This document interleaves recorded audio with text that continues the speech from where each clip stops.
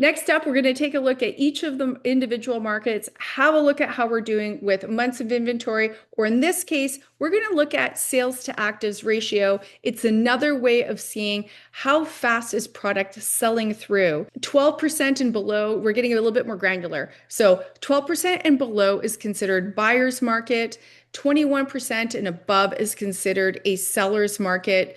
We're going to take a look at each market, west side, east side, detached condos, see what they're looking like in those particular market, as well as your average price, and a little quick look at the condo downtown market. Today, we're going to do something a little bit different when we take a look at each of our west side and east side markets. We're going to look at sales to actives ratio. This is very much like months of inventory, but it gets a bit more granular. In this case, what we're looking for is 11% and below is considered buyer's market, 22% and above is considered seller's market. And we're going to take a look at each of these submarkets, see where they're sitting, and what the trend has been so you can get a feel of where prices are headed, as well as their average sale price. And we'll take a quick look at the downtown West condo market as well. Okay, West Side detached houses are sitting at 8%. So we're sitting in a buyer's market. So 8%, same as July and coming off a little bit here from June, but you can see they've pretty much been bouncing around in this buyer's market territory, actually improving since January and February when they were sitting at about 6%. Nonetheless, West Side detached is sitting in a buyer's market. So great opportunity for those of you that are looking in that market space, with your average price being 3.1 million. But the best performers in the West Side would be Arbutus at 21%, just coming out of the seller's market into a balanced market, and with your worst being Shaughnessy only being a 1% sales to actives ratio. And sometimes it just has to do with the amount of inventory or the type of inventory for sale and whether it transacts very often. As you know, Shaughnessy is not very dense, and sometimes sales in those particular markets are a little bit slower than other markets with more average price listings. West Side condos and townhomes are sitting at 18%, so that's a balanced market. They came up from 17% last month, and they've been kind of sitting around just under that seller's market on the upper end of the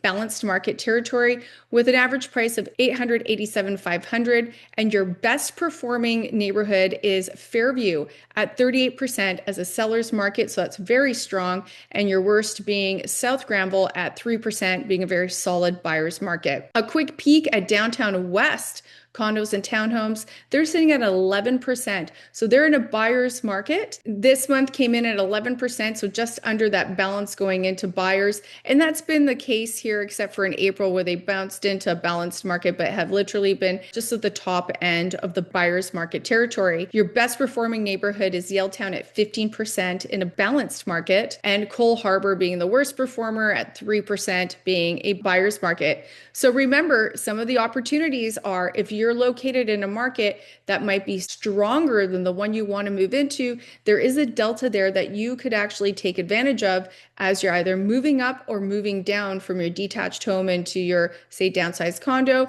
or a condo going into a townhome in a different sub-market. Now, east side detached houses are sitting at 10%, so they're in a buyer's market. Last month they were at 9%, so they're improving over last month, but you can see that they were, in that balanced market territory not too long ago, but have really been bouncing around on the cusp of balance to buyer's market, with your average price being 1.750. And your best neighborhood in August was Strathcona, performing at 25%, and in the beginning of the seller's market. And the worst performing market was Collingwood at 1% as a buyer's market. Lastly, we have east side condos sitting at 16%. That's a balanced market. Came off of 20%, which was very close to a seller's market, but has been hanging around at that top end of that balanced market with a little bit of a slowdown here in the summer. We'll see if that will change as we head into the fall. And the best performing markets were Champlain Heights and Renfrew Heights at 50%. Those are extremely strong sellers markets, and the worst performing being Fraserview and South Vancouver. And I do want to note that Fraserview had no condos listed, but South Vancouver does. It has 18 active listings and 0 sales in August. Again, August is a little bit seasonal, but if you're looking for opportunities, here's your chance in a market where product hasn't sold and the days on market are accumulating.